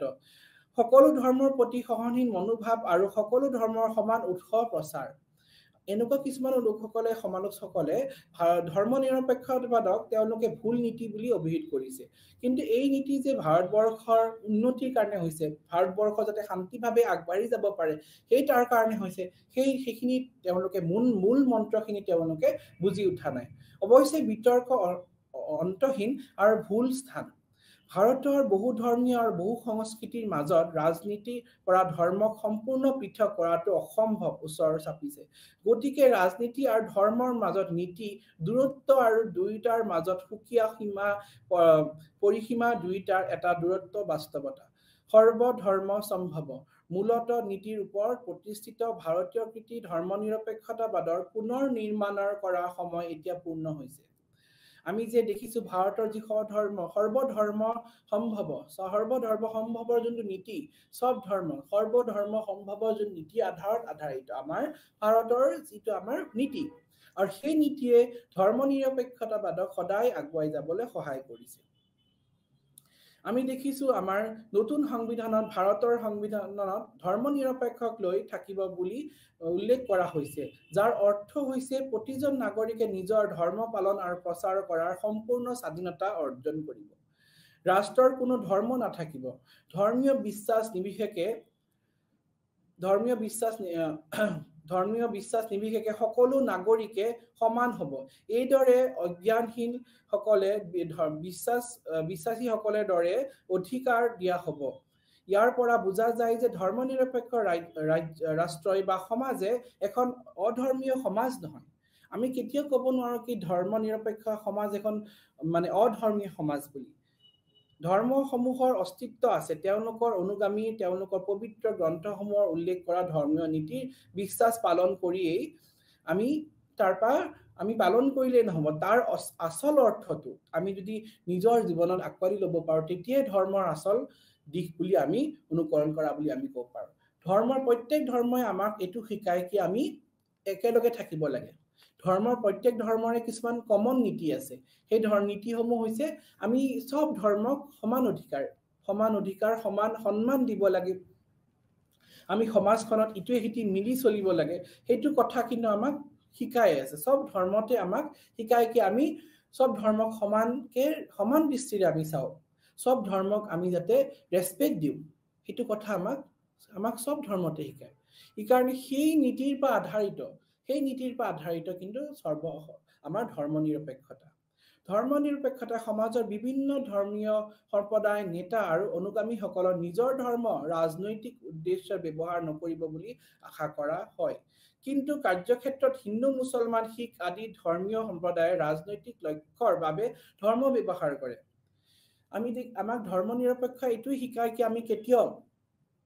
আমি সমাজৰ নেতাসকলক এটোই কয় কি ধৰ্ম কেতিয়া উদ্দেশ্য কৰি ব্যৱহাৰ কৰি ৰাজনীতিত কেতিয়াও ব্যৱহাৰ কৰিব নালাগে কিন্তু এটো আমি কেতিয়াও সঁচা অৰ্থত প্ৰয়োগ হোৱা বুলি আমি ক'ব নোৱাৰো কাৰণ কিটো হৈয়ে আছে নেতাসকলে বহু ক্ষেত্ৰত আমি দেখিছো ধৰ্মক নিজৰ আধাৰ হিচাপে লৈ পেলাই বহু ক্ষেত্ৰত হয়তো মানুহসকলক মিছলিড কৰে এই কাৰণে এটো কেতিয়াও নিহিকায় ধৰ্মনিৰপেক্ষ কি ধৰ্মক আমি লৈ পেলাই ভুল নীতি হিচাপে আমি কেতিয়াও মানে ভুল নীতি হিচাপে কেতিয়াও আগবাঢ়ি নিব নালাগে এই কাৰণে আমি দেখিছো কি আমি ভাৰতবৰ্ষত বিভিন্ন সময়ত ধৰ্মনিৰপেক্ষৰ ওপৰত প্ৰশ্ন চিহ্ন আহি যায় ধৰ্মনিৰপেক্ষৰ কিছুমান আকৌ ইম্পৰ্টেন্ট বৈশিষ্ট্য আছে সেই সমূহনো কি আমি তাৰ বিষয়ে আলোচনা কৰিম ধৰ্মনিৰপেক্ষতাৰ বৈশিষ্ট্য হ'ল ৰাষ্ট্ৰৰ পৰা সকলো ধৰ্মৰ প্ৰতি সমান সন্মান আৰু স্বীকৃতি ধৰ্মৰ ভিত্তিত ৰাষ্ট্ৰৰ কোনো বৈষম্য নহয় ধৰ্মৰ ভিত্তিত আমি কোনো ৰাষ্ট্ৰক আমি কেতিয়াও বিভেদ কৰিব নালাগে আমি ধৰ্মৰ ক্ষেত্ৰত কেতিয়াও ৰাষ্ট্ৰ বিভেদ কৰিব নালাগে ধৰ্মৰ আধাৰত আমি কেতিয়াও আমি ৰাষ্ট্ৰ বিভেদ কৰিব নালাগে ধৰ্মৰ আধাৰ লৈ যে এখন হিন্দু ৰাষ্ট্ৰ মুছলমান ৰাষ্ট্ৰ আমি ধৰ্মৰ আধাৰত কেতিয়াও হ'ব নালাগে ৰাষ্ট্ৰৰ দ্বাৰা কোনো ধৰ্মৰ কাম কাজত হস্তক্ষেপ নকৰা আৰু ৰাষ্ট্ৰই কোনো ধৰ্মৰ কাম কাজত যাতে তেওঁলোকে হস্তক্ষেপ নকৰে সেইটো এটা গুৰুত্বপূৰ্ণ দিশ ভাৰতৰ কোনো চৰকাৰী ধৰ্ম নাই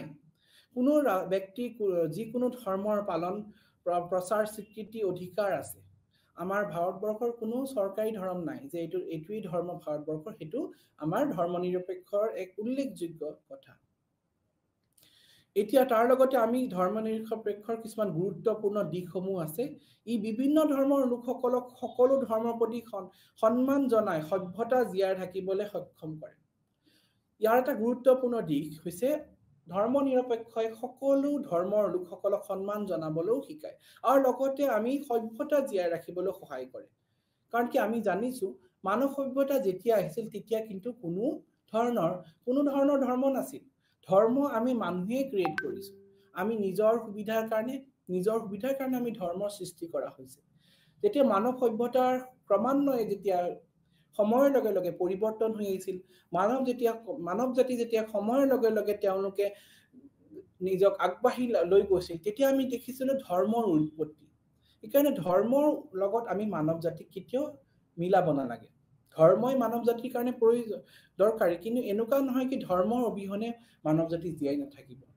কোনো ধৰ্মক আমি এখন দেশৰ লগত কেতিয়াও মিলাব নালাগে এই গণতন্ত্ৰৰ এক অংশ যিয়ে সমান অধিকাৰ প্ৰদান কৰে ইয়াক গণতন্ত্ৰৰ অংশ হিচাপে অভিহিত কৰিছে কাৰণ কি ই সকলোকে সমান অধিকাৰ প্ৰদান কৰে যি ধৰ্মৰে লোকজন নহওক হিন্দুৱে হওক মুছলিমে হওক তেওঁলোকে যদি সমান অধিকাৰ পায় তেওঁ যি ধৰ্মৰে নহওক তেওঁ সংখ্যালঘুৱে নহওক তেওঁ যি ধৰ্মৰে নহওক তেওঁ সেইখিনি সমান অধিকাৰ পাব লাগিব এজন ভাৰতীয় হিচাপে তেওঁ যিখিনি অধিকাৰ পাব লাগে সেই অধিকাৰৰ পৰা তেওঁ কেতিয়াও কোনো বঞ্চিত নকৰে সেইটো এটা গুৰুত্বপূৰ্ণ দিশ সি সংখ্যাগৰিষ্ঠ ক্ষমতাৰ সীমা কৰি গণতান্ত্ৰিক সুৰক্ষা কৰি ৰাখে এই সংখ্যাগৰিষ্ঠ যিসকলৰ যি ক্ষমতা সেই ক্ষমতাৰ সীমাক কিন্তু গণতান্ত্ৰিক দিশৰ পৰা সুৰক্ষিত কৰি ৰাখে এই সংখ্যালঘুসকলক নাগৰিক সন্মান অধিকাৰ সুৰক্ষিত কৰে সংখ্যালঘুসকলক যি নাগৰিকৰ যে তেওঁলোকৰ সমান অধিকাৰ আছে সেই অধিকাৰ তেওঁলোকক সদায় সুৰক্ষিত কৰি ৰাখে ধৰ্মনিৰপেক্ষতাবাদে ভাৰতীয় ধাৰণা বিভিন্ন বৈশিষ্ট্যও আছে ইতিবাচক ধাৰণা ভাৰতীয় সংবিধানৰ ধৰ্মনিৰপেক্ষতাবাদে ইতিবাচক ধাৰণা সামৰি লৈছে অৰ্থাৎ সকলো ধৰ্মৰ সমান সন্মান প্ৰদান কৰা সকলো ধৰ্মক সমান ৰক্ষা কৰা ধৰ্মনিৰপেক্ষই পশ্চিমীয়া ধাৰণাৰ ধৰ্ম আৰু ৰাষ্ট্ৰৰ মাজত সম্পূৰ্ণ পৃথকীকৰণ অৰ্থ বুজায় ইয়াৰ ক্ষেত্ৰত আমি দেখিছো কি যোনটো পশ্চিমীয়া ধাৰণাৰ লগত আমি ধৰ্ম আৰু ৰাষ্ট্ৰক সম্পূৰ্ণভাৱে পৃথকীকৰণ ভাৱে দিশৰ পৰা চাই ভাৰতীয় সংবিধানৰ সংবিধানৰ অত্যন্ত মূল বৈশিষ্ট্য আছে ধৰ্মনিৰপেক্ষতা মুম্বাইজী গোচৰত এক গুৰুত্বপূৰ্ণ ৰায়দান উচ্চ ন্যায়ালয়ে সমৰ্থন কৰিছিল যে ধৰ্মনিৰপেক্ষতা সংবিধানৰ এক মূল বৈশিষ্ট্য বুলি তাৰ পিছত সেয়েহে ধৰ্মনিৰপেক্ষ ৰাজনীতি চলোৱাৰ এক ৰাজ্য চৰকাৰে 356 নং অনুচ্ছেদৰ অধীনত ব্যৱস্থা গ্ৰহণ কৰা দায়বদ্ধতা সমকালীন ক্ষমতা ভাৰতীয় সংবিধানত 7 নং অনুসূচিত ধৰ্মীয় অনুষ্ঠানত দায়বদ্ধ সংস্থা আৰু ট্ৰেড ইউনিয়ন সকলৰ সমকালীন তালিকাত স্থাপন কৰা হৈছিল অৰ্থাৎ ভাৰতৰ কেন্দ্ৰীয় চৰকাৰ আৰু ভাৰতৰ বিভিন্ন ৰাজ্য চৰকাৰ দুইটা ধৰ্মীয় অনুষ্ঠান আৰু সংস্থা আৰু যিখন ট্ৰাষ্ট সম্পৰ্কে নিজস্ব আইন প্ৰণয়ন কৰিব পাৰে তেওঁলোকৰ যি ভাৰতবৰ্ষৰ বিভিন্ন হয়তো ট্ৰাষ্ট থাকিব পাৰে হয়তো ইউনিয়ন থাকিব পাৰে সেই ইউনিয়ন সকলে তেওঁলোকে নিজস্ব আইন তেওঁলোকে ৰাখিব পাৰে সমতাৰ বিষয়ে এতিয়া কৈছে ভাৰতীয় সংবিধানে কোনো বিশেষ ধৰ্মক ভাৰতীয় ৰাষ্ট্ৰীয় চৰকাৰী ধৰ্ম হিচাপে ৰক্ষা কৰা নাই কোনো ধৰ্মক যে ৰাষ্ট্ৰীয় ধৰ্ম এইটো আমাৰ ভাৰতীয় ধৰ্ম কেতিয়াও হেনেকুৱা কোনো বিশেষ ধৰ্মক তেওঁলোকে কোৱা নাই ইয়াৰ দ্বাৰা ৰাষ্ট্ৰই কোনো নাগৰিকৰ বিৰুদ্ধে ধৰ্মৰ ভিত্তিত বৈষম্য ব্যৱহাৰ কৰা বা বাধা প্ৰদান কৰিছে এইদৰে আমি দেখিছো কোনো বিশেষ নাগৰিকক ধৰ্মৰ আধাৰত যে আমি তেওঁক বৈষম্য দিশৰ পৰা চাম আমি ভাগ কৰি চাম সেইটো কেতিয়াও ভাৰতবৰ্ষই কৰা নাই সমন্বয়ৰ ওপৰত সদায় গুৰুত্ব দিছে আমাৰ ভাৰতবৰ্ষই সদায় সমন্বয়ৰ ওপৰত একতাৰ ওপৰত সদায় গুৰুত্ব দিছে আমি যাতে ধৰ্মৰ নামত কেতিয়াও বিভেদ হ'ব নালাগে আমি একগোট হৈ পেলাই সমন্বয় ৰক্ষা কৰি যাতে আমি চলো তাৰ ওপৰত ভাৰত চৰকাৰে বিভিন্ন নীতি লৈছে ভাৰতীয় ধৰ্মনিৰপেক্ষতাবাদে ৰাষ্ট্ৰ আৰু ধৰ্মৰ মাজত কঠোৰ পৃথকীকৰণৰ সকলো ধৰ্মৰ মাজত সম্প্ৰীতিৰ ওপৰত গুৰুত্ব আৰোপ কৰিছে। ই ধৰ্মক সময়তে হস্তক্ষেপ জৰিয়তে ধৰ্মৰ ভীতি সংঘাত ৰোধ কৰিবলৈ অনুমতি দিছে, দিয়াৰ যথেষ্ট নিয়ন্ত্ৰণ কৰিবলৈ ৰাষ্ট্ৰৰ বাবে বিপদজনক হ'লহেঁতেন। যদি এই ধৰ্মৰ আধাৰ যি সংঘাত, সেই সংঘাতসমূহ ৰোধ কৰিবলৈ ভাৰত চৰকাৰে অনুমতি দিছে। কাৰণ কি এই যদি নিয়ন্ত্ৰণ তেওঁলোকে নকৰে, তেতিয়া হয়তো ভাৰতৰ কাৰণে বিপৰ্যয় হ'ব। কোনো ধৰ্মৰ আধাৰত যাতে কোনো ধৰ্মীয় সংঘাত নহয়, এই সংঘাত হ'লে সেই ধৰ্মীয় সংঘাত যাতে ৰোধ কৰিবলৈ ভাৰত চৰকাৰে বিভিন্ন ধৰণৰ সময়ত আঁচনি ল'ব পাৰে, তাৰ কাৰণে তেওঁলোকে প্ৰস্তুত কৰিছে। ধৰ্মীয় সংস্কাৰৰ বাবে ঠাই। ভাৰতীয় ধৰ্মনিৰপেক্ষতাৰ এক অৰ্থত বহল আৰু বিভিন্ন অন্ধবিশ্বাস কুসংস্কাৰ সহায় হোৱাৰ পৰা ৰাষ্ট্ৰ হস্তক্ষেপৰ অনুমতি দিছে। যিসমূহ কুসংস্কাৰ আছে, যিসমূহ অন্ধবিশ্বাস আছে, সেই অন্ধবিশ্বাসৰ ক্ষেত্ৰত ৰাষ্ট্ৰীয় হস্তক্ষেপৰ অনুমতি দিছে আমাৰ ধৰ্মনিৰপেক্ষই দিছে। যদি কোনোবা সংস্কাৰ, কোনোবা মানে ধৰ্মৰ ক্ষেত্ৰত যদি কিবা কুসংস্কাৰ প্ৰচলিত হৈ আছে, এই সংস্কাৰসমূহ ভাৰতীয় যি আইন, সেই আইনৰ জৰিয়তে হস্তক্ষেপ কৰি সেইসমূহ সমাধান কৰাৰ কাৰণে তেওঁলোকক পাৱাৰ দিছে। আমি সেয়াই দেখিছো। তাৰ লগতে আমি এইটোও দেখিছো কি ভাৰতত বিভিন্ন ক্ষেত্ৰত ধৰ্মৰ ওপৰত অধিকাৰ সুৰক্ষিত কৰাৰ ক্ষেত্ৰতো আমি দেখিছো ধৰ্মীয় সংখ্যালঘুৰ বাবে সম্প্ৰদায় ভিত্তিক অধিকাৰ গ্ৰহণ কৰি ৰাষ্ট্ৰই ভাৰতীয় নাগৰিকৰ অধিকাৰ সুৰক্ষিত কৰিব পাৰে। সকলো ব্যক্তিয়ে সমান বিবেকৰ স্বাধীন আৰু যিকোনো ধৰ্মৰ মুক্তভাৱে স্বীকাৰ কৰা, চৰ্চা কৰা আৰু প্ৰচাৰ কৰাৰ অধিকাৰী। তেওঁলোকে আমাৰ ভাৰতবৰ্ষত আমি দেখিছো ধৰ্মৰ ওপৰত অধিকাৰ সুৰক্ষা কৰা। তেওঁলোকে যিকোনো ধৰ্মৰে হ'ব পাৰে, কিন্তু তেওঁলোকে সেই ধৰ্মৰ বিষয়ে আলোচনা, ধৰ্মৰ বিষয়ে তেওঁলোকে মুক্তভাৱে তেওঁলোকে চৰ্চা কৰা আৰু সেই প্ৰচাৰ কৰাৰ ক্ষেত্ৰত কোনো হক বাধা দিয়া নাই। সহনশীলতাৰ বিষয়ে আমি যদি চাওঁ, কঠোৰ পৃথকীকৰণতকৈ সকলো ধৰ্ম গ্ৰহণ কৰি ই ৰাষ্ট্ৰ আৰু ইয়াৰ জনসাধাৰণ সহনশীল মনোভাৱ প্ৰতিফলিত কৰে। আমি দেখিছো এই ভাৰতবৰ্ষই সহনশীলতাৰ এটা ভাল দিশ দেখুৱাই দিছে। কাৰণ কি আমি দেখিছো ভাৰতবৰ্ষৰ বিভিন্ন ধৰ্মৰ লোকসকলে বাস কৰে আৰু সেই জনসাধাৰণৰ মাজত সহনশীল ভাৱ কিন্তু জাগ্ৰত কৰিছে। এই ধৰ্মনিৰপেক্ষই আমাৰ সহনশীল ভাৱ জনসাধাৰণৰ মাজত জাগ্ৰত কৰিছে। উদাৰবাদীৰ ক্ষেত্ৰতো ধৰ্মীয়ভাৱে অনুমোদিত বহুতো সামাজিক প্ৰথাই নিজৰ অলিবাৰেল আৰু সমাজবাদী চৰিত্ৰৰ বাবে নিপীড়িতসকলৰ আৰু মৰ্যাদাৰ ক্ষেত্ৰতো কিন্তু বহু ক্ষেত্ৰত সকাহ দিছে। আমি দেখিছো যেনে আত্মসন্মানেৰে জীয়াই থকাৰ কেতিয়াবা ক্ষেত্ৰত প্ৰশ্ন হৈ আহে কোনো লোকৰ, সেয়েহে কোনোবা নাইবা বিশেষ কোনোবা জাতিৰ ক্ষেত্ৰত যেতিয়া তেওঁলোকে চাফাৰ কৰিব লাগে, তেওঁলোকে হয়তো অত্যাচাৰৰ সন্মুখীন হ'ব লাগে, তেতিয়া ক্ষেত্ৰত কিন্তু যি উদাৰবাদী নীতি, ভাৰতৰ যি উদাৰবাদী নীতিৰ কাৰণে এই আমাৰ দেখিছো এই লোকসকলে তেওঁলোকে কোনো ভয়, কোনো শংকা নোহোৱাকে ভাৰতবৰ্ষত তেওঁলোকে নিজৰ ধৰ্ম পালন কৰিব পৰা স্বাধীনতা অৰ্জন কৰিছে। এইকাৰণে ধৰ্মনিৰপেক্ষ আমি ক'ব গ'লে ভাৰতৰ এক অত্যন্ত এটা গুৰুত্বপূৰ্ণ দিশ ক'ব পাৰোঁ। ধৰ্মনিৰপেক্ষই ভাৰতক আগুৱাই যাবলৈ, বিশেষকৈ এখন সুস্থিৰ সমাজ গঢ়িবলৈ শিকায়। যি সমাজখনত সব লোক সমান, যি সমাজখনত যাতে কোনো লোকে ধৰ্মক আধাৰ কৰি কেতিয়াও তেওঁলোকে পলিটিক্স নকৰে, সেইটো শিকায়। আৰু লগতে সব ধৰ্ম সৰ্বধৰ্ম সম্ভৱ, সেইটো যোনটো আমাৰ মূৰটো, সেই মূৰটো লৈ পেলাই সদায় আগবাঢ়ি যাবলৈ সহায় কৰে। আমি দেখিছো ভাৰতবৰ্ষ এখন বৈচিত্ৰ্যপূৰ্ণ দেশ। বিভিন্ন জাতি জনজাতি ইয়াতে মিলন ভূমি বুলি আমি ক'ব পাৰোঁ। বিভিন্ন ধৰ্মৰ লোক বসবাস কৰে আৰু সেই গোটেই ধৰ্মৰ লোকসকলক যদি সমান অধিকাৰ, সমমৰ্যাদা দিবলৈ লাগে, তেতিয়া কিন্তু আমি সেকুলাৰিজম যোনটো প্ৰিন্সিপাল, সেইটো আমি ফলো কৰিবই লাগিব। সেকুলাৰিজম প্ৰিন্সিপালে আমাক ভাৰতক আগুৱাই যোৱাত সহায় কৰে। আৰু লগতে আমি ভাৰতৰ যিখিনি কুপ্ৰথা আছে, হয়তো ধৰ্মৰ নামত, হয়তো যি অন্ধবিশ্বাস, সেই অন্ধবিশ্বাসখিনি আমি পিছলৈ থৈ পেলাই নতুন সমাজ, নতুন দিশলৈ আৰু যাতে আমি আগবাঢ়ি যাব পাৰোঁ, নতুন দিগন্তলৈ যাতে আমি আগবাঢ়ি যাব পাৰোঁ, সেইখিনি বিষয়ে আমাক নীতি প্ৰদান কৰিছে এতিয়া ধৰ্ম নিৰপেক্ষ বুলি ক'লে বহু কথা আহি যায় ভাৰতে কোনো বিশেষ ধৰ্ম কেতিয়াও বিশেষ অধিকাৰ দিয়া নাই আৰু কোনো ৰাষ্ট্ৰীয় ধৰ্ম বুলি নাই ভাৰতত যে অকল হিন্দু ধৰ্মই হ'ব হেনেকুৱা কোনো কথা নাই ভাৰত এখন যেহেতু ধৰ্ম নিৰপেক্ষ দেশ ইয়াতে সব ধৰ্মৰ লোকে তেওঁলোকে সমমৰ্যাদা দি তেওঁলোকে বসবাস কৰে তেওঁলোকৰ মাজত কোনো ভেদাভেদ নাই ধৰ্মৰ নামত জাতিৰ নামত ভেদাভেদ পাহৰি যেতিয়া আমি একগোট হৈ বসবাস কৰিম তেতিয়াই ভাৰতবৰ্ষখন আগুৱাই যাব তেতিয়া আমি ভাৰতবৰ্ষনৰ আমি উন্নতি কামনা কৰিব পাৰিম ইকাৰণে ভাৰতবৰ্ষৰ যদি সঁচা অৰ্থত আমি উন্নতি যদি আমি কল্পনা কৰিছো তেতিয়া আমি ধৰ্ম নিৰপেক্ষৰ বিষয়ে আমি ক'ব পাৰো ইকাৰণে এইখিনিতে কৈ আজি মোৰ লেকচাৰটো সামৰি মাৰিলো থ্যাংক ইউ